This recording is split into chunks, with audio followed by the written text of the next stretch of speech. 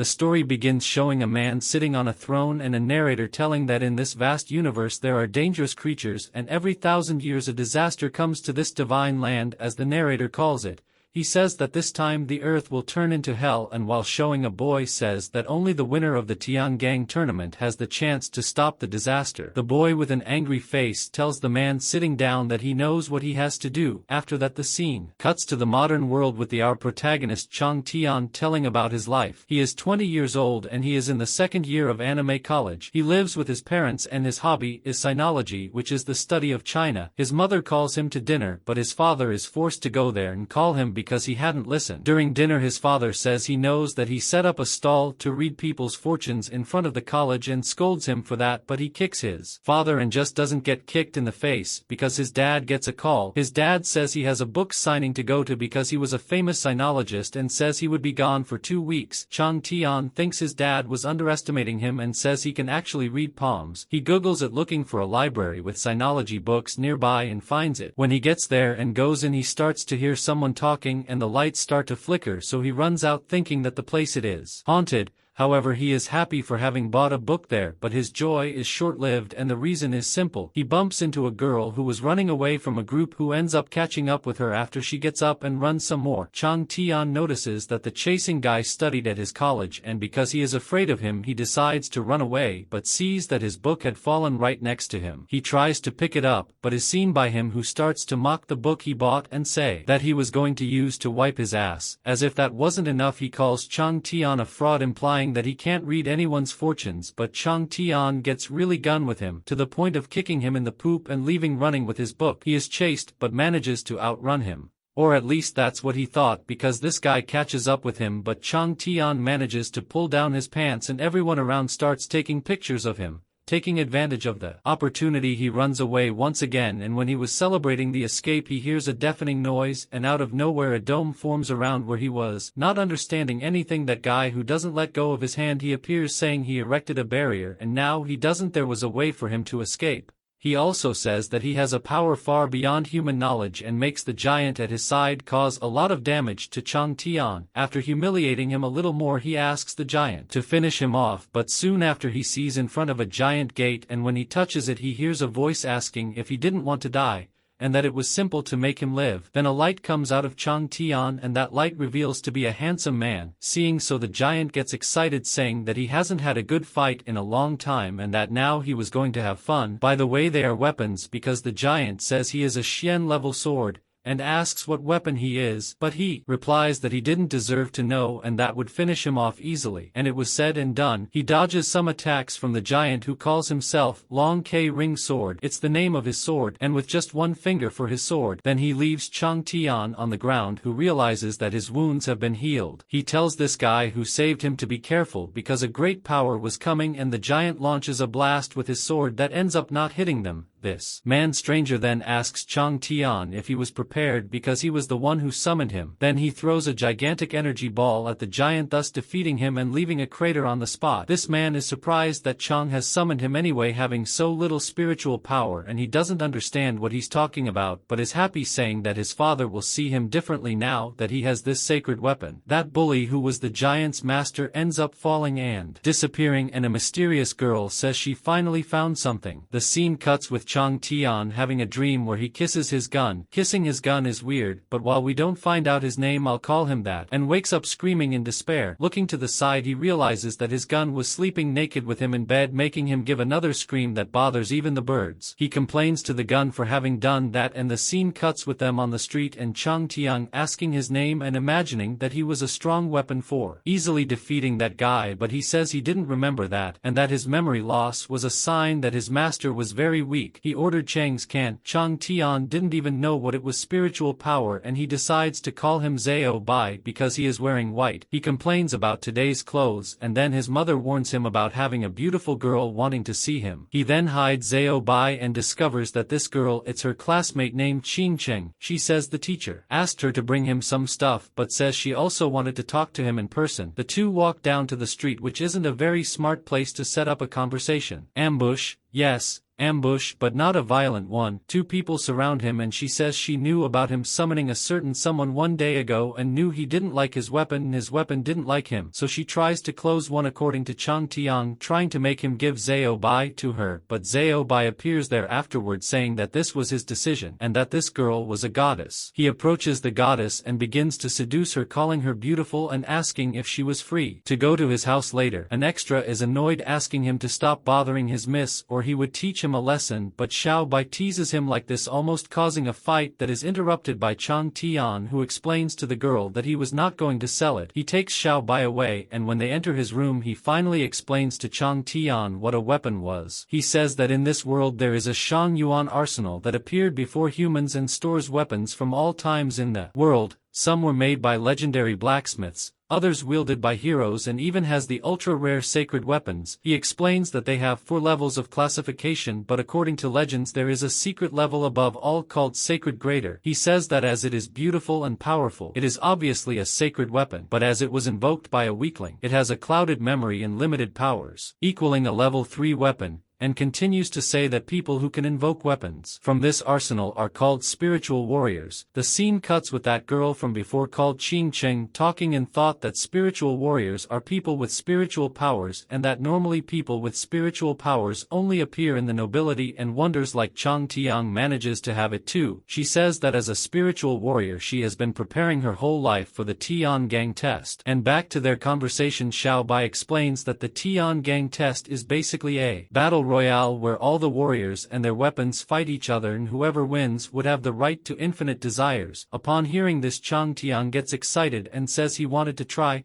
Back to the girl, she says that she needed to win at all costs and would find a way to get it Xiao Bai for her because she needed as many weapons as possible. For not having been able to buy Xiao Bai, she gets angry with Chang Tian and starts bothering him, like calling him all the time and putting various things on the door of his house. This reaches a point where he meets her but once again denies that he would sell his weapon to her because Xiao Bai was his companion and the two would participate in the test, and with Xiao Bai's power level they would win easy. But when hearing this, Qing Cheng gets offended. After all, she trained her whole life for this tournament and tells him not to think that the test is a little game. Remember that guy who hangs out with her and I called her an extra? So, he's not an extra. In fact, he and the girl are her weapons, and she activates to fight against Chang Tian, who activates his weapon. Or, he activates himself, I don't know. I just know that the fight begins and soon the Qing Cheng realizes that he is stronger than he looks, being at least a level 3 weapon. Xiao Bai says that the 2 weapons he was fighting were level 4.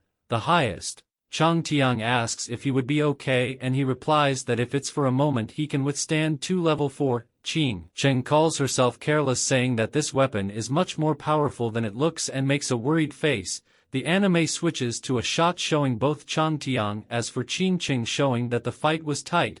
However, something unexpected happens. Out of nowhere a strange guy appears there with confident face, asking if he should enter the battle as a Tianzun Hall representative, whatever that means. The scene cuts showing the context of this mysterious guy's arrival. He and his brother talk about not being able to be there, but as long as they get Qing Chang they won't get into trouble. Then he jumps into battle just like in the previous scene and his brother arrives there too. Apparently Qing Cheng already knew him because she says she is fed up with being chased by him, and he in response says that she continues to ignore their kindness and even if their leader tolerates it, he will not tolerate it. When he sees it, Chang Tian over there, he mocks him, saying that his weapon wasn't even level 4, so if he stayed out of his way he would let him live. Chang Tian responds saying that this Tianzun Hall looks like a place with many powerful weapons, and this one guy called Outyan summons his weapon, a powerful level 4 weapon full of personality, even complaining about his master having summoned him before he washed his face, and when he saw Qing Chang his weapon was ashamed, thinking it was not presentable. Qi Xing Long Yuan is the name of the weapon. In thought, Chang Tian thinks that nobody knows the real power of Xiao Bai, so he should be able to handle it, and starts a speech citing 3 mistakes that Outyan made. However, before listing the third and more critical, Xiao Bai interrupts him because he couldn't wait any longer to fight, and the beating starts again. Outyan's brother invokes his weapon that is in X1 against Xiao Bai. Meanwhile, Qing Cheng's weapons fight against the weapon from Outyan, the Qi Xing Long Yuan.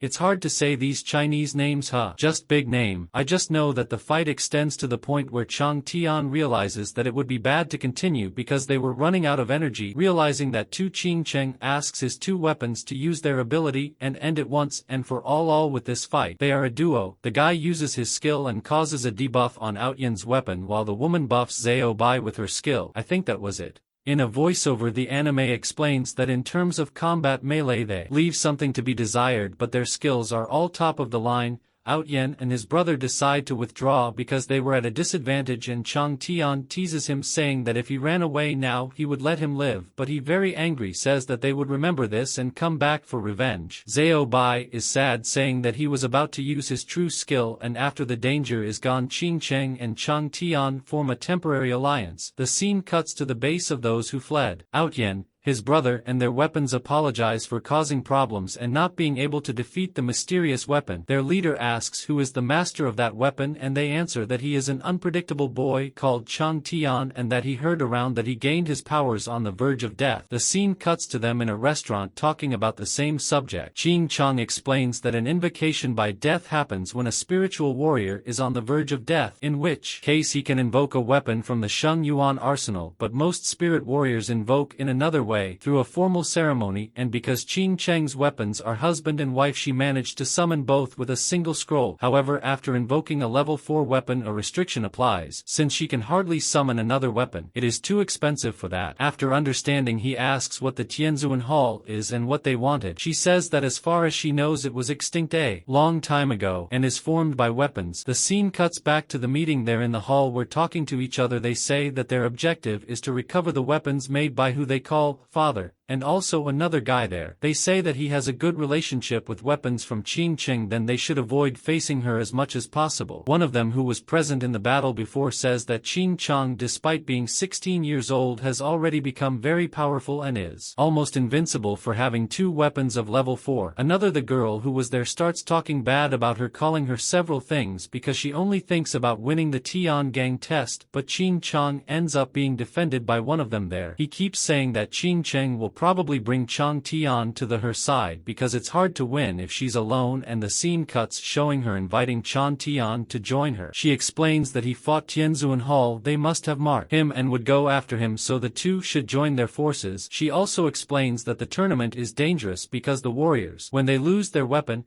end up going to the base too, so they should join forces, and Chang Tian makes a worried and surprised face because he didn't know that. The episode ends with the guys from the salon saying that now that the two joined forces they should be even more careful in the test. And watching them was a strange man hooded. Back at the diner, Nag Tian was still shaken by the fact that spirit warriors die when their weapon is defeated, and their weapon, Xiao Bai, who doesn't mince words, says that if he's scared it's better to transfer him to Qing Chang and hide, but he says he would participate. Qing Chang then celebrates the beginning of this team and takes the two to his house. Arriving there, he says he had to talk to his mother first, but when he opens the door he sees that she was already there. He asks her to stop feeling so embarrassed at home, but Qing Chang says it's not a problem. She takes Chang Tian by the arm, says she wanted to talk to him alone, and takes him to another room. She explains that she brought his mother there fearing that his enemies would go after his relatives. She says that he invited his father too, but he seemed busy. Changing the subject, she says that since he can only summon 2 level 4 weapons, he wanted Chang Tian to summon 1 more for they have more chance in the test. He says he didn't have money for that, but she says he would pay the amount, but unfortunately he can only summon a little girl from level 3, and when he sees her, Xiao Bai laughs at her but feels provoked by what she says, and the two almost fight.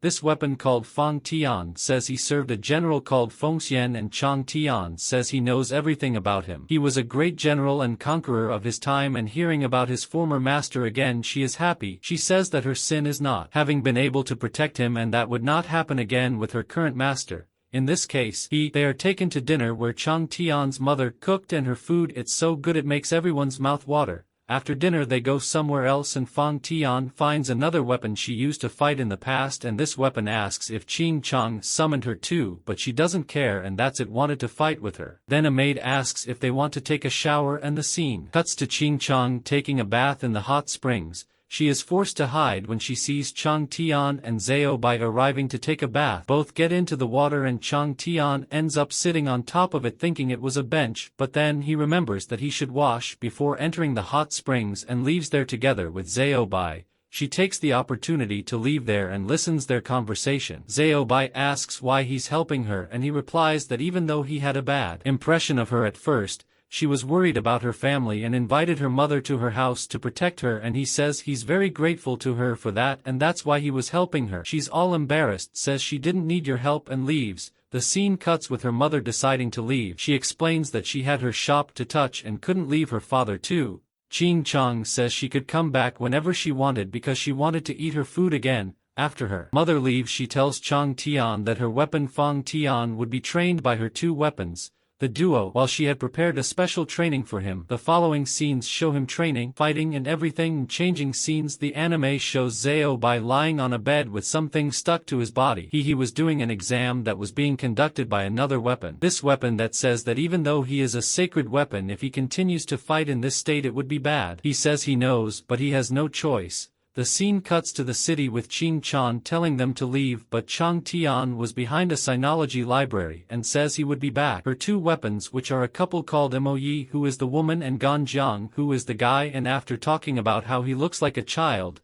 the two end up feeling sad because they remember their son they had in their past life. But because of the style of the scene and the way they talk about it, unfortunately he ended up dying. Behind them this son appears saying that they abandoned him in his past life and would abandon him again. When they see him they imagine that he is the reincarnation of their son and the boy invokes a weapon to attack them. The scene cuts with Xiao Bai telling Chang Tian to return to his training because enemies could attack him. Right after he says he is feeling a pressure, and the scene cuts with Qing Qing raising a magical barrier to battle. Gan Jiang says he would go first and assumes his battle form. After attacking this weapon, the mysterious boy says he is impressed that he dodged his attack and speaks be one of the ancient weapons called Taisu armor. After seeing her husband taking damage, Moyi also enters the battle, and as soon as they start fighting, Qing Qing tells them to use her skill. They use it, but it has no effect against Tai 11, who holds their ability because it was a sacred weapon. By the face they make he imagines that this was their last resort and says he was disappointed because a last resort should be much more powerful, and launches an ultra-strong attack to show how it should be. However, his master, the boy, ends up fighting with him because he almost hit him. He asks if he should continue and the boy says yes, and in an attempt to end everything he launches a powerful attack, but Chang Tian appears at the time and saves Qing Qing by pushing her out of the way of the attack. While the boy encourages his weapon to kill them, he ends up hearing a voice that says, "Your power is much more than that." And the boy begins to feel ask who that besides starting to get headaches, or at least it seems like it, making his gun withdraw, taking him away. Moyi calls him my child, but the gun says he hasn't been their child for ages. Chang Tian asks why the boy hates her, and the scene cuts with them at home where Moyi explains that he wasn't always like that. She tells a giant, complicated story, and thanks to the very confusing caption too, I didn't understand this story, so it's no use talking. What matters is that there was a lot of bullshit, betrayal, war and that kind of thing, and different from me that I don't speak Chinese. Chang Ting speaks, so after hearing the explanation he says that if he didn't make a mistake during the process of reincarnation, the soul of the evil king from the story was mixed with the others inside the boy's body, so his spirit is unstable, as if he has more than one personality inside the boy's body. I guess that's it. I just know that Moyi asks if he had any idea how to solve this, but Chang Ting says no, and Qing Qing says that while they thought they should avoid fighting the Tai 11 armor because it was too powerful, despite Xiao Bai saying he would beat it with one hand if he had his true power. The episode ends with Chang Tian waking up to answer a call from his father asking how long he was going to hang around there. Go to work, bum, play wrestling around. His father must be one of those. And that was the summary of the first 5 episodes of My Holy Weapon. Were you interested in the story? So leave a like to help and comment that you want a part 2 so I know it's worth bringing.